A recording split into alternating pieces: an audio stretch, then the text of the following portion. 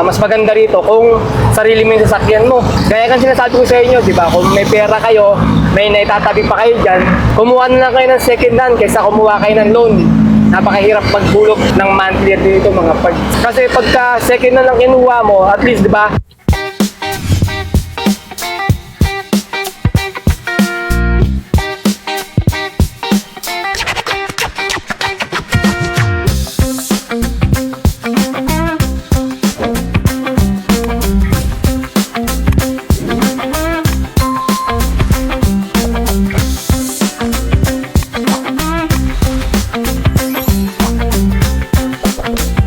Good day mga pards! Today is another booking day na naman tayo. April 29 ngayon, Wednesday, 2026. Time check, 9:49 AM. First booking from San Bartolome going to Manila sa halagang 840. Priority booking to. Ang layo ng pickup location ay 2.7 km. 1,000 kg to. Papunta lang kami sa may pickup location. Gasolinahan check tayo mga pards. Dito sa may RP. Uni-oil sarado. Sa Uno Fuel, tingnan natin. 89.90 pa din. Wala pa rin pinagbago yung ano nila, mga parts. Diesel, yung presyuhan. Sabi, kahapon, magbababa. Pick-up tayo mga parts. First booking. Yan yung pick-up natin, mga nakabox. Beauty product yata yan to.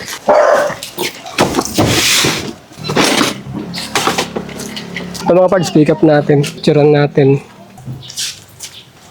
Okay, na-pick up na namin yung first booking. Papunta na kami ng drop-off location. Ang layo ng drop-off location ay 19 km.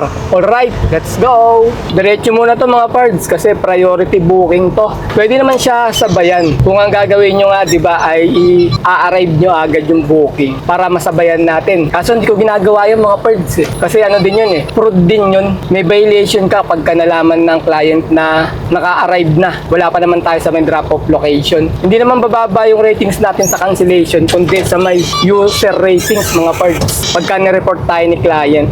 Maganda, paalam nyo muna kung papayag sila na sabayan. Kaya kanila pinariority, di ba, para diretso na o single booking lang. Kaya mahirap din kausapin. Depende na lang o bihira yung papayag na sabayan natin. Kaya ako, hindi ko na tinatawagan. Diretso ko na lang itong booking na to kahit na mababa yung pamasahe niya, di ba? Papuntang Ermita, Manila to mga parts yung booking natin, drop-off location. Papunta ng Apacible Street, Ermita, Manila. Doksan namin yung aircon ng tatay. Ayan o, sinara namin yung salamin. Gawa ng sobrang init. Di namin kaya yung init mga pards. Kahapon, kaya pa eh. Ngayon, ano pa lang oh, alas 10:26. Grabe na init. Parang ano na, parang nasa alas 12 o alauna na ng tanghali. Dito kami dumaan sa may Carino Highway mga pards. Traffic ngayon. Dapat Commonwealth kami pinapadaan ng Google Map eh. Galing kami sa looban ng Alfred, San Francisco. Kaya yung pinag-pick-upan namin, may bayad 20 mga pards. Yung pagdaan sa may subdivision nila. Tapos may dalawa kang subdivision na dadaan. 20-20, abuti ng 60. Binalik ko na lang. Sabi ko, mag-Carino Highway na lang tayo. Tsagayin natin. Malapit naman dito, 19 km. Malayo sa may Commonwealth, pero maluwag yung kalsada, dire-diretso. Dito may konting traffic. Yun na nga, mula rin sa may Holy Cross hanggang makarating ng Mindanao Avenue. Sino tayo mga pards? Sa may Quiapo, 11:18 AM. Bale, kami, sa ilalim kami dadaan. Magka-Carlos Palanca kami. Kung tulay, nasa ibabaw natin, recto yan. Recto Avenue. Pa-Quiapo Church pa lang tayo. Ito na yung Isitan, nasa kanan natin. Lapit na kami. Bale, 3 kilometro na lang yung drop-off namin mga parts ha. So, bale rito, pagdating ng Quiapo, kakanan tayo. Kasi sa ilalim tayo. Hindi ko alam kung anong bridge na yan eh. Yung patawid ng Intramuros mga parts. Doon tayo sa ilalim tayo dadaan. Ayun na yung Quiapo Church. So, nasa kanan natin. Ito na, nasa may ilalim ng tulay na tayo mga parts. Kakaliwa tayo rito sa may Carlos Palanca. Ito na, yung Carlos Palanca na to. Kaliwa natin dito. 11:52 mga pards. Drop off tayo. Magkano kayo doon? 840 sir. Baba lang tong items mga pards. Mga karton-karton. Beauty product yata yun. Yun ang mga pards items. Sure. Dito kami mga pards sa may Padre Paura. Kakanan kami ng Top Avenue dito. Bababa kami ng Binondo. Pero bago kami kumuha ng booking doon sa may Binondo, manananghalian muna kami ni tatay kasi sakto alas 12 na mga pards. Doon kami bibili ng ulam sa may Oroqueta pag nandito kami sa may Manila o Binondo. Time check, 12:36 PM. May nakuha na kaming second booking. From Manila going to San Mateo, Rizal sa halagang 1,199. Gagawin daw 1,500 yung pamasahe mga pards. naka-remark dito. Ang layo ng pick-up location ay 2.6 km. 1,000 kg to. Priority booking. Papunta na kami sa may pick-up location. Pick-up tayo mga pards. Second booking. Yung pick-up natin, mga katsa. Mga ginagawang lampin. Katsa tayo. Ayan na mga pards. Yung pick-up natin, katsa. Picturean natin. Okay, na-pick up na namin yung second booking. Papunta na kami ng drop-off location. Ang layo ng drop-off location ay 23 km. Alright, let's go! Kaya pala ginawang 1.5 mga pards. Mapupulbuan pala kami ng harina dito ni tatay. Puro harina. Grabe. Parang ano pala to, pulbo. Priority booking to mga pards. Kaya wala na tong kasabay. Saka di na rin namin masasabayan. Gawa ng puno na rin kasi mga pards. Puno pala ng katsa to. Kaya dinagdagan ng 300 pesos yata yun. Ginawang 1.5.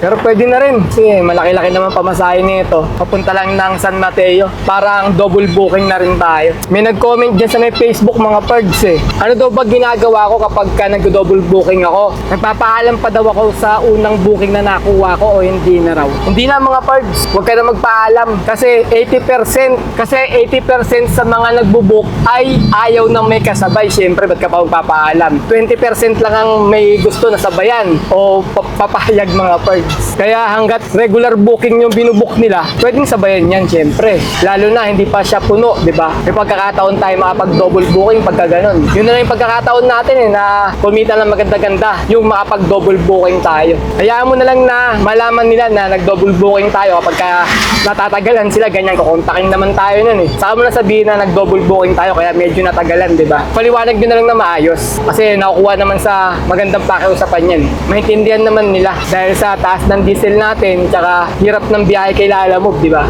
Kasi para sa akin, parang ano na lang tsambahan na lang yung kumita ng maganda rito Parang hindi na katulad dati na maganda lagi yung kinikita natin kada biyahe natin. Ngayon, masasabi ko, tsambahan na lang talaga mga pards. Dito tayo dumaan mga pards sa may Quezon Hub, tapos Circle. Pagkatapos magko-Commonwealth tayo. Doon tayo liliko sa may Batasan Road, tapos Batasan San Mateo Road. Doon tayo dadaan papunta ng San Mateo nga. Doon malapit lang naman, paglagpas lang ng SM San Mateo. Siguro mga 3 kilometro lang paglagpas ng SM San Mateo. Doon na yung drop-off location namin. Kaya okay din kasi malapit-lapit lang din naman to Okay na rin yung nakakuha tayo na 1.5 sa booking na to. Basta ganyan lang mga pards, tsaga-tsaga lang kahit papaano meron pa naman tayong nauuwi. Huwag ka nga lang hahangad ng mga yung mga malinis na 3,000, 4,000. Mahirap mahirap na ngayon dito yung ganun. Siguro kung sasagad ka pa ng oras, medyo maganda-ganda pa yung kikitain mo. Pero hindi nakagaya talaga nung araw na kayang-kaya mo kumita ng 3,000, 4,000, ganun malinis. Ngayon, hindi na kaya kay Lalamove, hirap na. Kailangan may mga diskarte kang iba. Bukod sa regular client, kay Lalamove, ganun, para kumita ka na maganda. Pero kung kay Lalamove ka lang talaga, meron na nasusobra pa, kahit pa paano. Pero hindi na ganun kalaki, hindi gaya dati. Kita mo nga, kahit ganitong sobrang init, tinataga namin ni tatay. Para kumita lang kahit na papaano, di ba? May mauwi tayo. Commonwealth Avenue tayo mga pards. Maluwag yung kalsada, dire-diretso hanggang makarating tayo ng Batasan. May nag-comment dito sabi niya, "Woo! Maganda lang kay Lalamove pagka sarili mo yung sakyan mo. Pero pagka loan, wala na, hirap na." Totoo naman yun mga pards yung sinasabi nila na ganun, na mas maganda rito kung sarili mo yung sasakyan mo. Kaya kang sinasabi ko sa inyo, di ba? Kung may pera kayo, may naitatabi pa kayo dyan, kumuha na lang kayo ng second hand kaysa kumuha kayo ng loan. Napakahirap magbulok ng monthly dito mga pards. Kasi pagka second na lang kinuha mo, at least, di ba, pwede kang bumiyahe, pwede mo mai-testing. Wala, bumiyahe ka ng mga 6 na buwan, hindi mo nagustuhan, pwede mong ibenta yung sakyan mo, di ba? Mababawi mo ulit yung pinampuhunan mo. Or, kung nagustuhan mo naman, di ba, tuloy-tuloy mo yung biyahe. At least yung pera mo, nakapondo sa may sasakyan na L300, di ba? Nandyan lang yan, di mawawala. Kaysa nakatago lang yung pera mo, di ba, hindi mo namamalayan, unti-unti nauubos yan. Kasi napakamahal na mga bilihin ngayon. Kaysa dito, ginagamit mo yung pera mo sa sasakyan mo, sa L300 mo, kahit pa paano, araw-araw may kinikita ka. At kung papalarin ka, may natatabi ka pa kahit pa paano konti, di ba? Kasi napakahirap talaga sa loan mga pards. Siguro, kung ako tatanungin nyo, kaya naman siya hulugan, buwan-buwan. Kaso, yung panghulog lang talaga, may ko sa inyo. Di ko alam kung may susobra pa kayo para sa pamilya nyo, di ba? At ayun, pagka may loan kayo, talagang 5 years yung pagtatagaan at pagsisipagan ka na masipag kayo. Ayun talaga, 5 taong kayong trabaho. Natatawa ako. Pasensya na mga pards, hindi ko kayo pinagtatawanan yung mga naglo-loan. Natatawa lang ako sa 5 years kayong araw-araw na magtatrabaho. Walang tigil. Kasi hindi ka pwede tumigil mga pards eh. Pag tumigil ka ng 5 araw, kumbaga naghayahay ka ng 5 araw, malaki yun. Diba sabihin mong 5,000 na yun, kailangan mapagtabi ka ng 1,000 araw-araw eh.